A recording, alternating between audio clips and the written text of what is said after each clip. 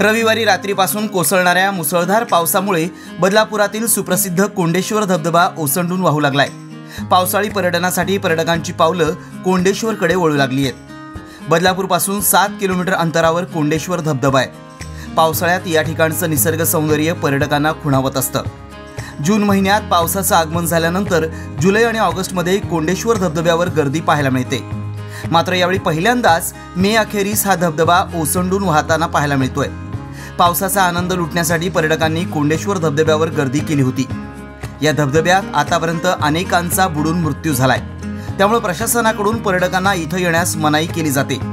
मात्र यंदा मान्सूनचं लवकरच आगमन झाल्यामुळे बंदी आदेश लागू होण्यापूर्वीच पर्यटकांची पावलं कोंडेश्वर धबधब्याकडे वळू लागल्याचं चित्र पाहायला मिळतंय। एकमत न्यूज, कोंडेश्वर, बदलापूर। डिजिटल बातमीदारीच्या युगात अल्पावधीतच नावारूपाला आलेल्या आणि लाखो प्रेक्षकांच्या पसंतीस उतरलेल्या एकमत न्यूज चॅनलला इंस्टाग्राम आणि फेसबुकवर फॉलो करा। यूट्यूबवर सबस्क्राइब करा।